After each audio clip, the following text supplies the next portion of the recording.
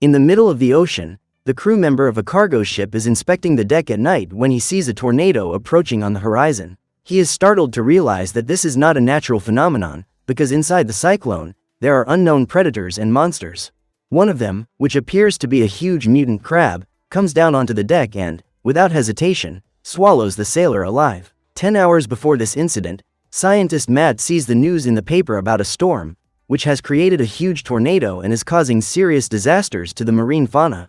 The reporter goes on to say that this event originated in the mysterious Bermuda Triangle and Matt fears that a bigger disaster will happen. To prevent this, he contacts Travis, owner of FEMA, a company that specializes in disaster prevention measures. Meanwhile, in a restaurant, 3 FBI agents, Pamela, Pepper and Tina, discuss their next assignment. Pamela introduces the suspect of the day, a rich guy called Clive, and asks her colleagues to prepare for the job tonight.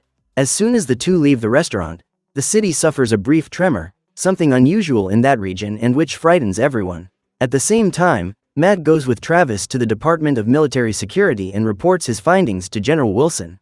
According to the data, the tornado is reaching a speed 4 times greater than that of an ordinary cyclone, and if it reaches the city, millions of people will lose their lives. To make matters worse, its point of origin, the Bermuda Triangle, is known to contain dozens of maritime fossils buried in the sea. Matt believes that the tornado is bringing these fossils back to life and that soon prehistoric beings and monsters will arrive on dry land. As expected, the general finds this theory absurd and, as well as accusing Matt of being a fraud, he throws the scientist and Travis out of his office. Despite this failure, Travis believes in Matt's theory and promises to take him to the Pentagon to warn him of what is to come.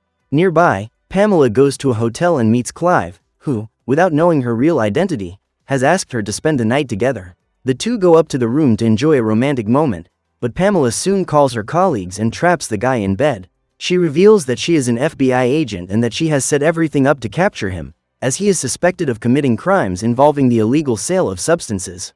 Now that the criminal is in her custody, Pamela contacts the agency and asks for reinforcements so that he can be taken to jail. However, the city once again suffers a sudden tremor and everything indicates that the cause is the approaching tornado. Things only get worse when the FBI warns them that they won't be able to extract the suspect because the towns are flooded and there's no way to get there by helicopter in the middle of the storm. Pamela and her colleagues are then forced to keep him locked up in the hotel and go looking for another room.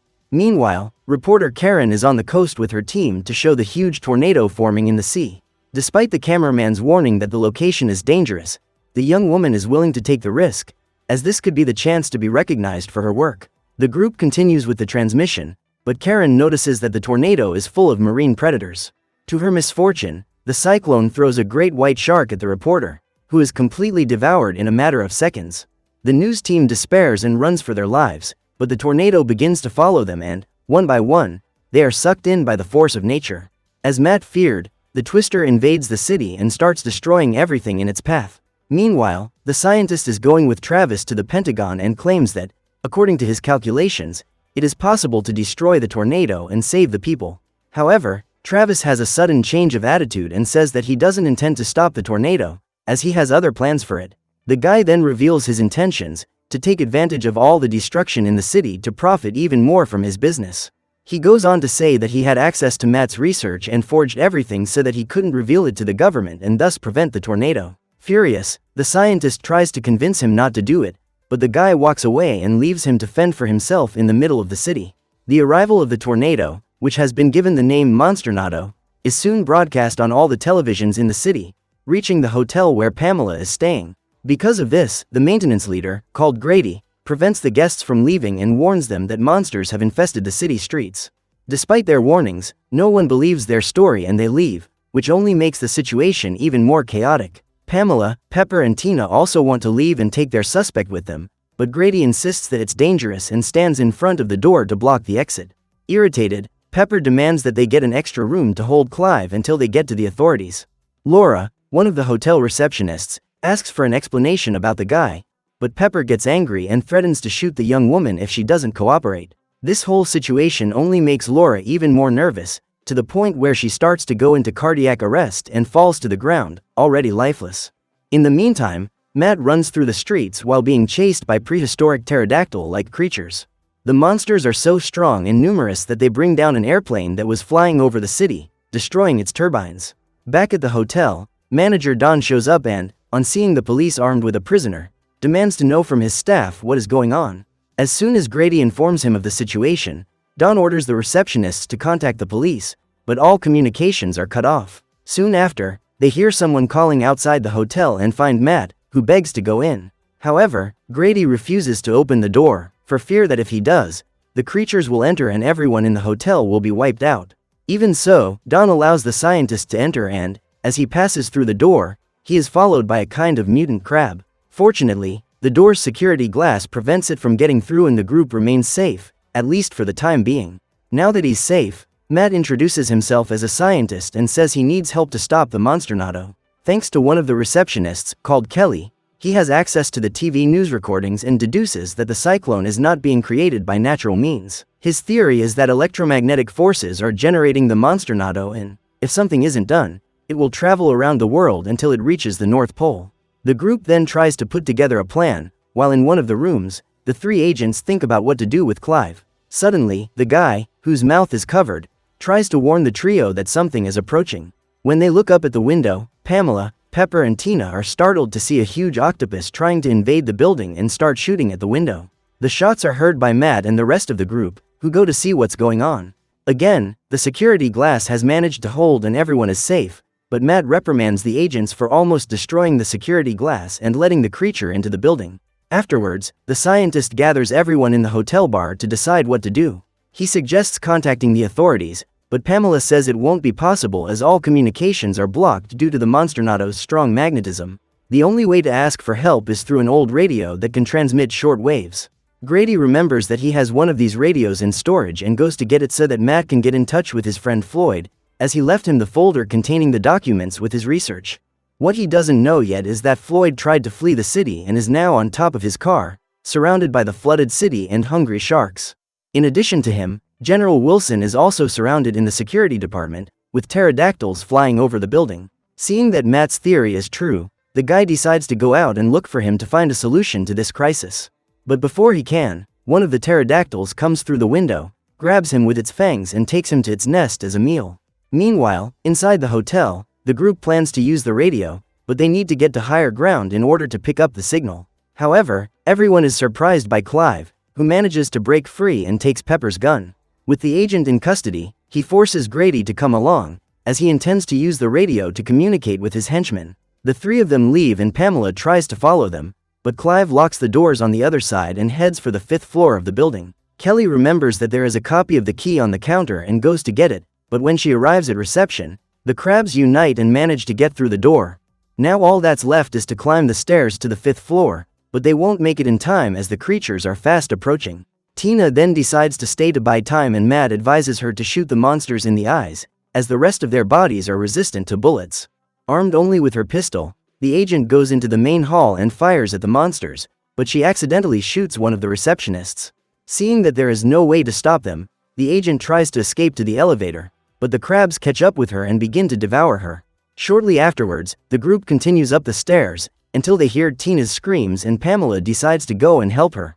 However, Matt stops her because it's too late and she is forced to leave her colleague behind. At the same time, Clive takes Pepper and Grady to the 5th floor and tells the old man to use the radio to contact the military via Morse code.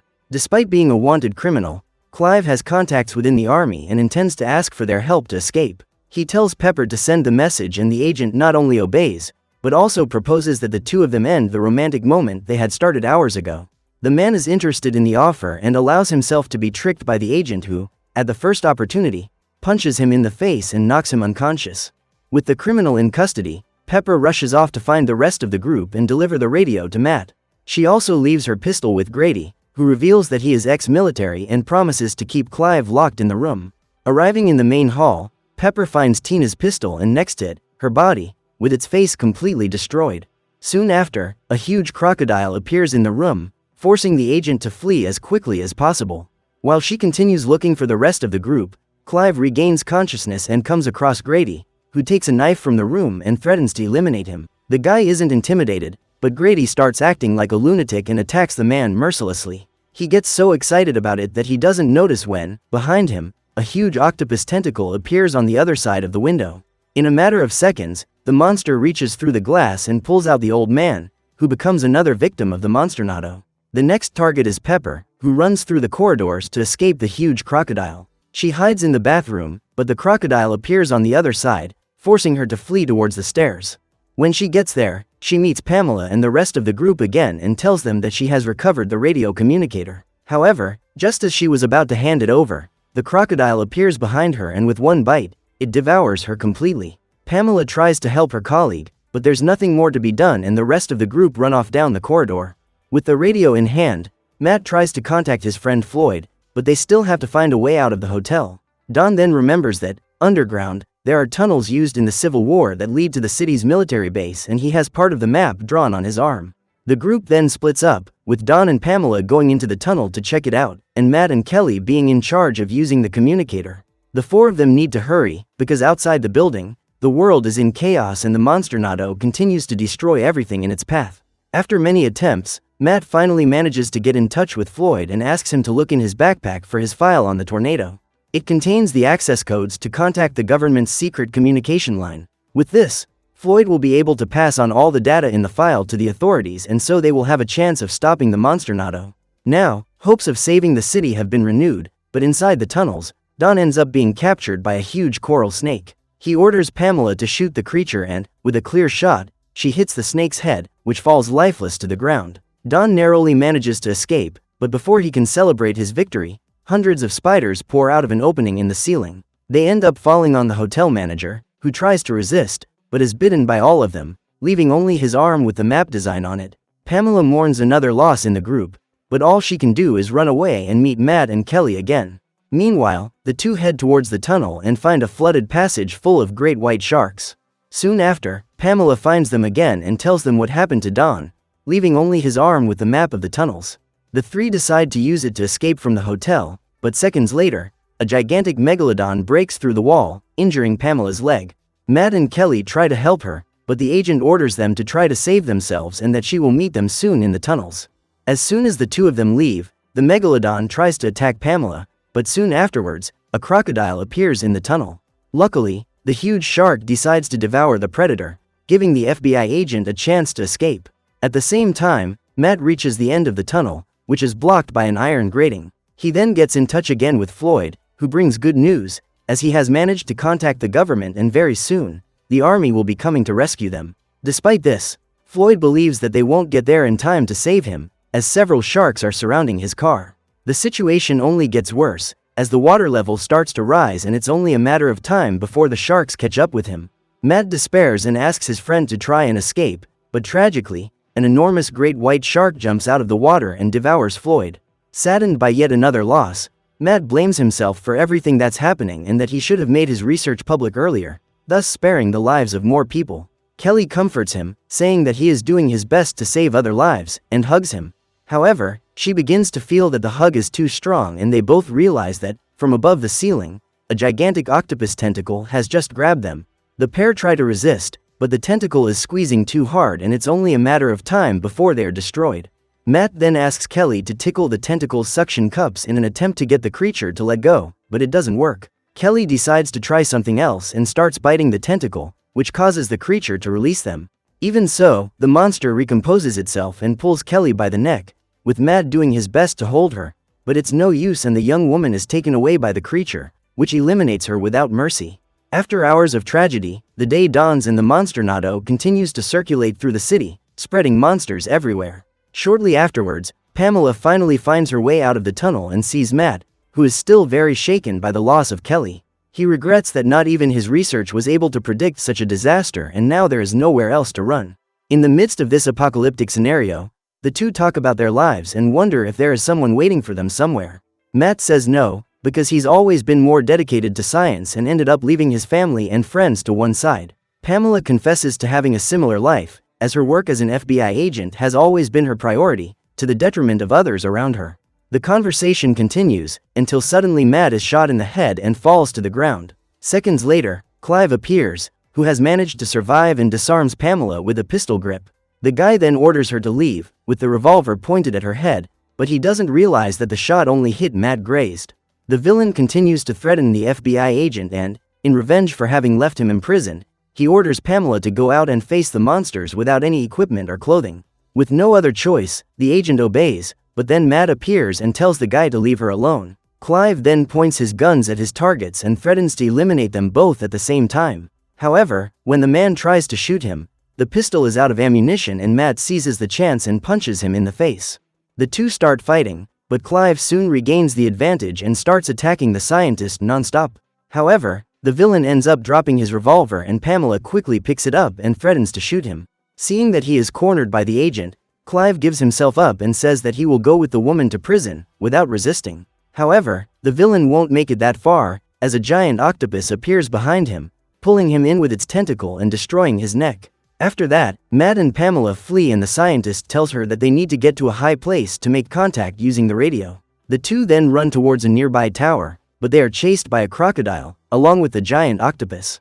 Nevertheless, the pair make it to the top and try to contact the government, but no one answers back. The situation becomes even more critical when they see that the Monstronado is approaching the tower and in a few minutes, the two of them will be sucked into it. Matt and Pamela just wait for their cruel fate, but to their surprise, several military jets fly over and start eliminating the monsters. It seems that there is still hope for both of them, but the octopus attacks again and uses its tentacle to hold Matt down. Pamela hesitates to shoot the monster, as it could hit the scientist, but the creature is hit by the military jets and falls from the top of the tower. After going through so many dangers, Matt and Pamela hug each other, relieved to still be alive. They then watch from the top of the tower as the jets fire missiles at the Monstronado, a disaster of nature that very nearly destroyed an entire city. So what did you think of this movie? Leave it in the comments below. And if you liked the video, like and subscribe for more movie recaps. See you next time.